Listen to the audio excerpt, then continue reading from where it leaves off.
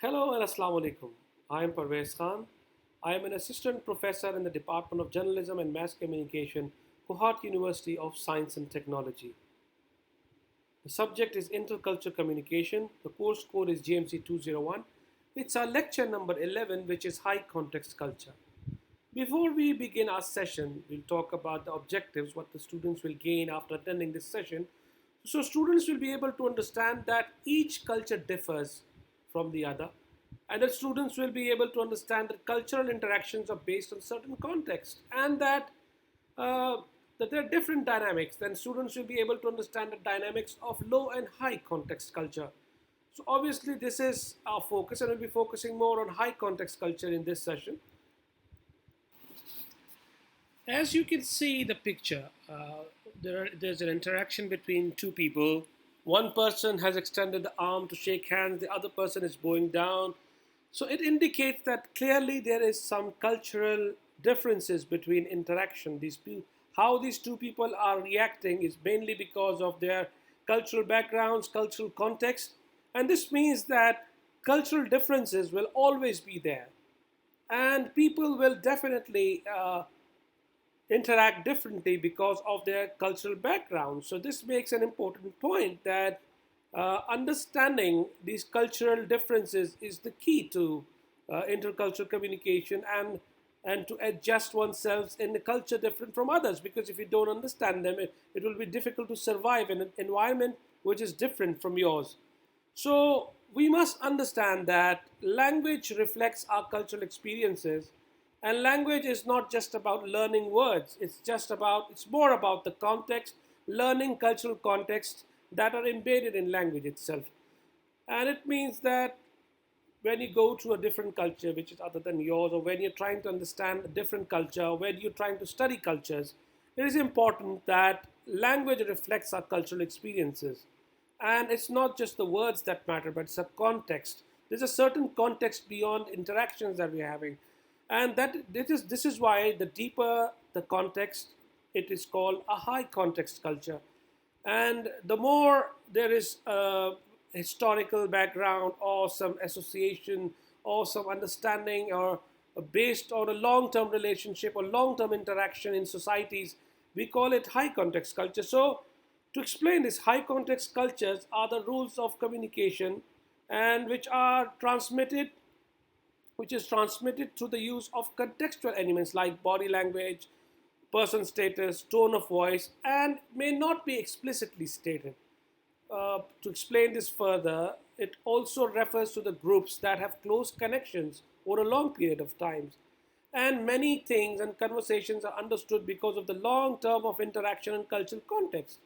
Even small words can carry big meanings and are easily understood by a large majority of people, because this is what high context culture is. There's a specific context to the words being said.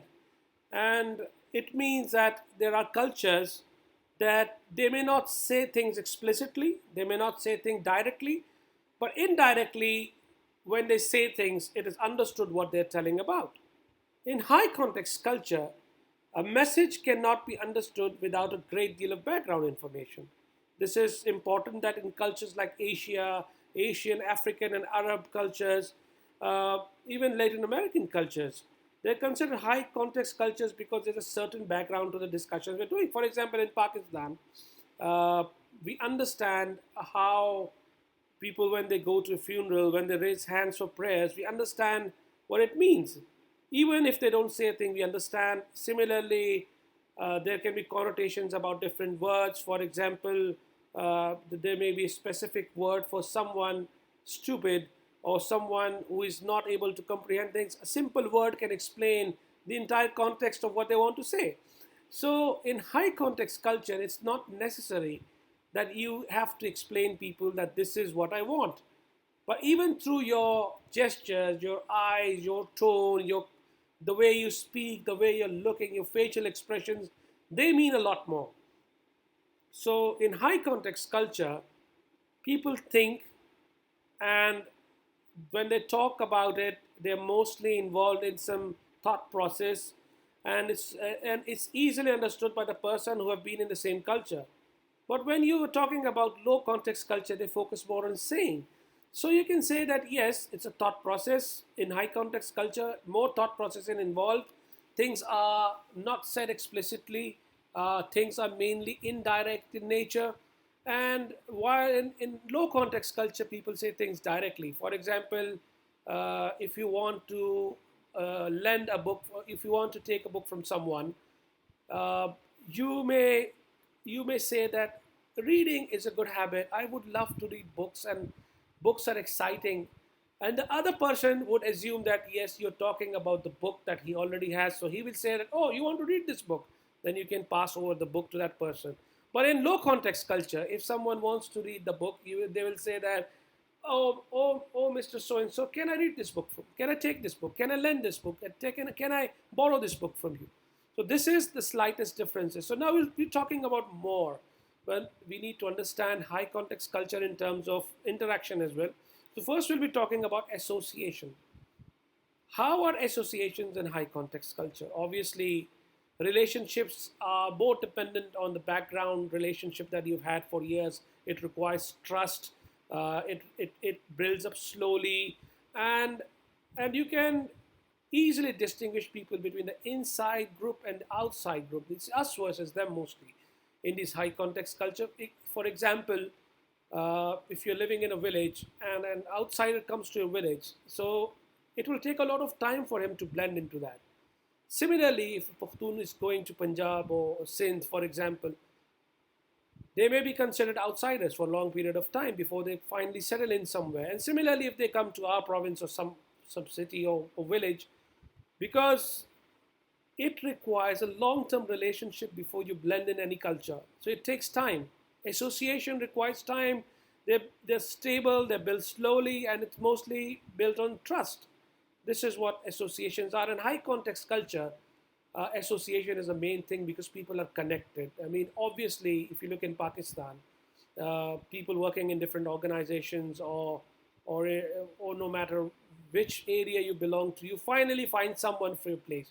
That is because you have a long-term association, long-term relationship with people. Then they can tell you that, okay, you're going to a hostel in Islamabad.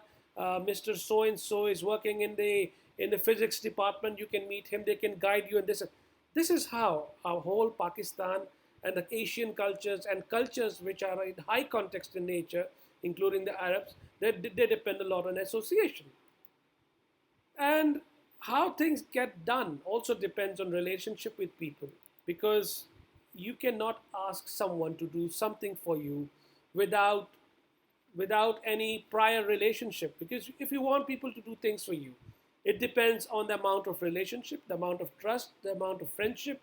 And this is how it works, because you just give them a call, they can come in the midnight and serve with you in the hospital if you want them to attend a patient. But you can't just ask anyone randomly to come, because association is the key. And this is how it works in the high context culture. It's mainly about the friendships, it's mainly about the relationships that people have with each other, and including individuals or groups. And that's how it works.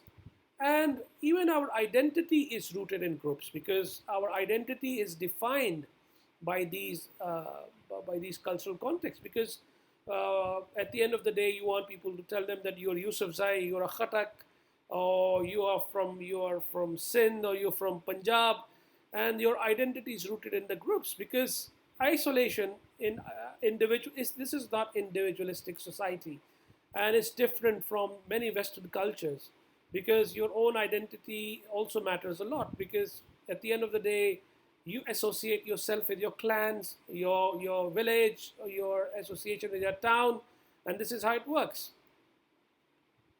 And then social structures and authority are centralized in nature.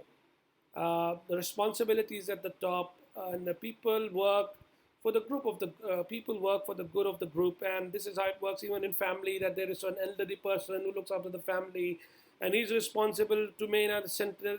The nature and the structure is centralized. Responsibility is at the top.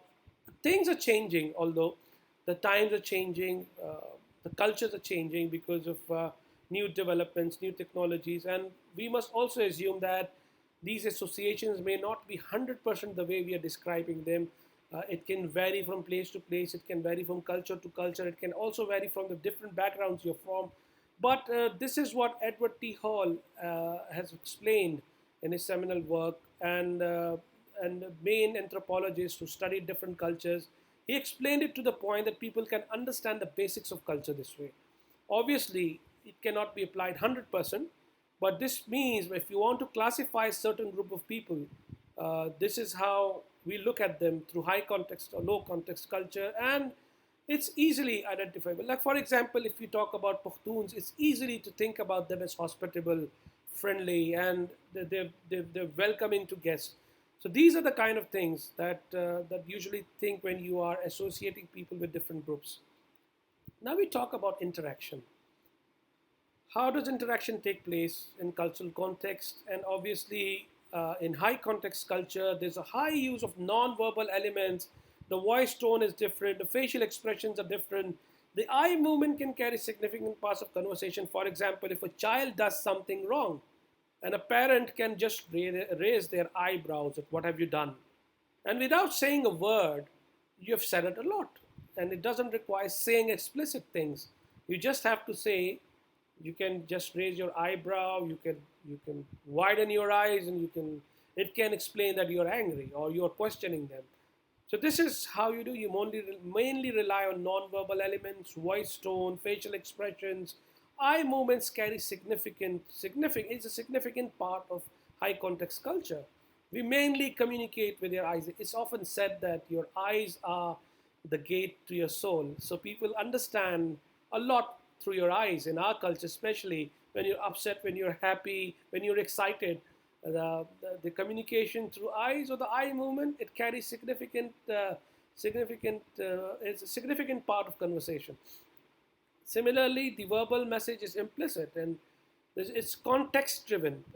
People use non-verbal elements, and context is more important than words. For example, if you belong to a particular tribe and it's a particular event or it's a moment of happiness, even few words can explain that with a lot of context. And that's important because this is how high context culture, people living in them, operate, because they have a shared history. And without that shared history, the words don't matter because there's a lot of shared history behind.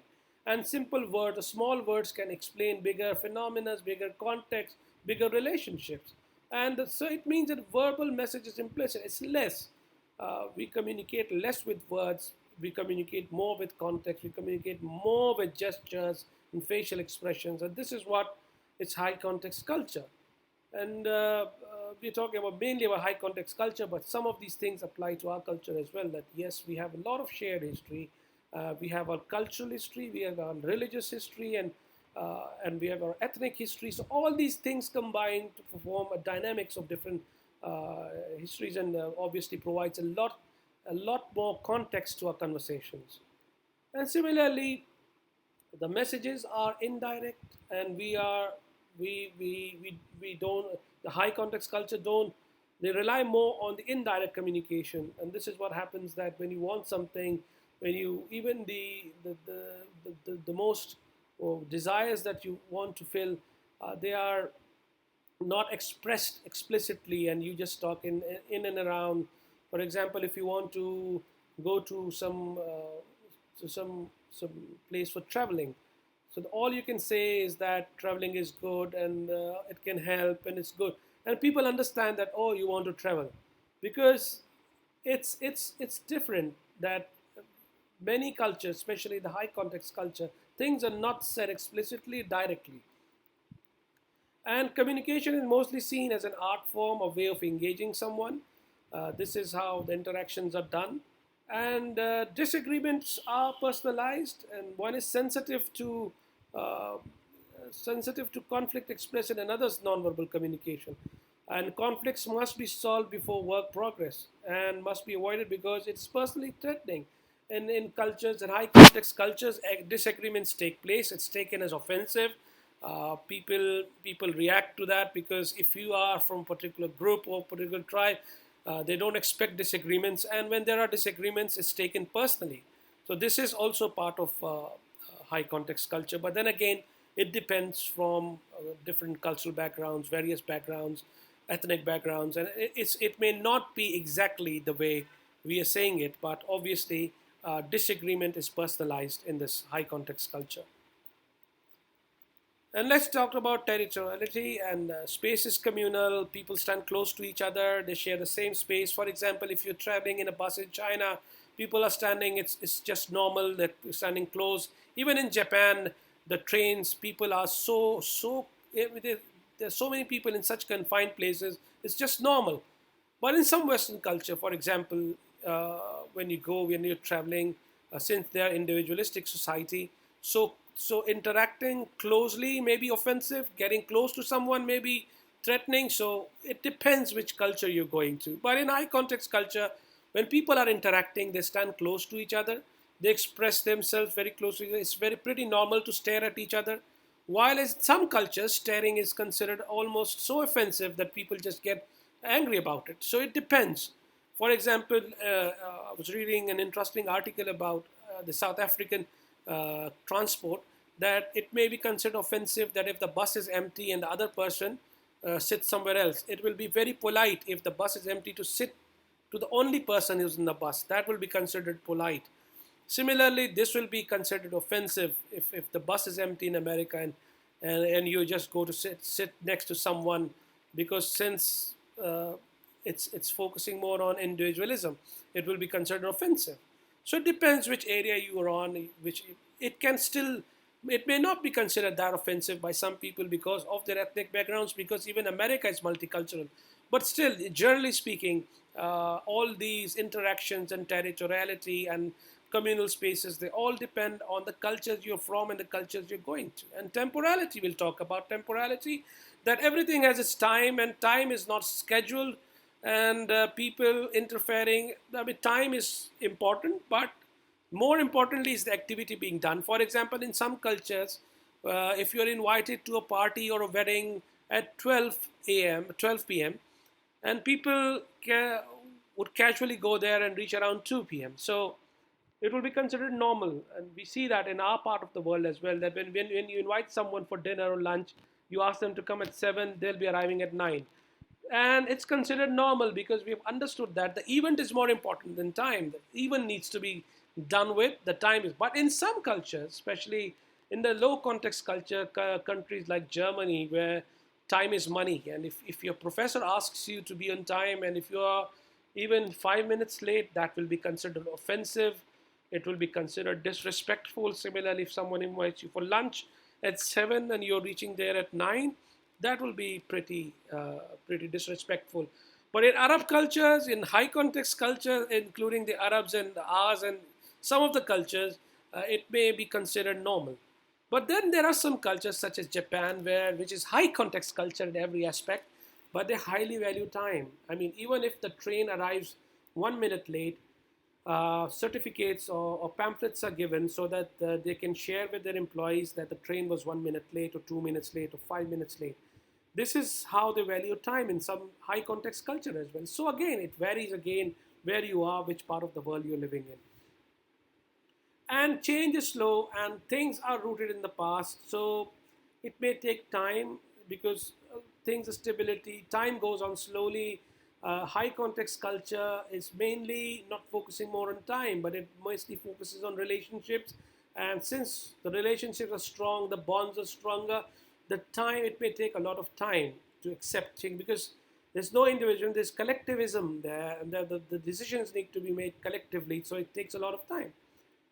And time is a process, it belongs to others and to nature. This is what is in the high context culture. And as you can see in the picture, that there is in high context culture, the top is Japanese, and then Chinese, and then Arabs, and towards the bottom we can see that American, Scandinavian, German, and the Swiss. This is how this is how high context cultures have been classified by different intercultural specialists and different authors, including and especially Edward T. Hall, who identified this first, who really contributed to this discipline. So this is how it explains what is the need for this. Obviously, it helps us understand the dynamics of different cultures. It helps us understand how people interact in different cultures, how relationships work in different cultures, how people react to time, how bonds are built over time, what is the in group or the out group, or what is us versus them. It helps us understand different cultures. So if you go there, you'll be having a better perspective of adjusting yourselves, or even if you're studying them as a student or as a scholar, it gives you a wider perspective of how people react differently. Because if you don't have this in mind, you might consider some people offensive or rude because you don't understand their dynamics, their culture. Because, for example, if you have moved your arm to shake hands and the person is bowing down, and if you're not aware of his cultural context, you may consider it rude enough. So it is helpful in a way. It helps us understand people from outside our culture. It helps in a lot of perspective and harmony in future. So it's important to look at different cultures this way. Without this understanding, it will lead to a lot of misunderstandings. It will lead to a lot of ethnocentrism or stereotyping. So this is what we're looking forward to, how to counter it. Because an understanding of culture will always give you better perspective and in-depth analysis as students, as scholars, and this is what we're looking forward to in our session today. So what did we learn today? That culture obviously varies. There are different cultures. People interact differently. Individuals or group can interact differently. And an understanding helps in adaptability, and that cultures can be complex, and we can reduce our bias by understanding these cultures, by understanding the high context or the low context culture. This gives us a better perspective as scholars, as students, or as immigrants if you're going to culture different from others. So these are important for us to understand. Now, bringing to questions, what do you think of high context culture? If what have you liked about it, and how do you see Pakistani culture in this context? Do you think it's a high context culture, or have you seen some of the low context elements in Pakistani culture as well, or do you think that Pakistani culture falls in the high context culture, or are you influenced? I mean, it also depends on the cultural background you're from. You may be a Pakistani, but you may have an upbringing abroad. So, are you influenced by high context or the low context culture? And what do you think about the high context culture in generally? I mean, do you like it? Like what are the elements you like? What are the features you would like about the high context, or what are the things you would like to include in high context culture? So obviously, these are the references we've used, and obviously we have also studied a lot from the Edward T. Hall, the Silence of Language, and it's a very good book that he's written. Uh, so obviously, we've used these references. I hope you enjoyed the session today. It was an in-depth session discussing the high context culture from association, from temporality, or the territoriality, and how it affects us as an individual, how it affects groups, and how we can have a better understanding of cultures other than ours. So I hope you enjoyed the session today. In our next session, we'll be talking about low context culture. Thank you very much. Goodbye.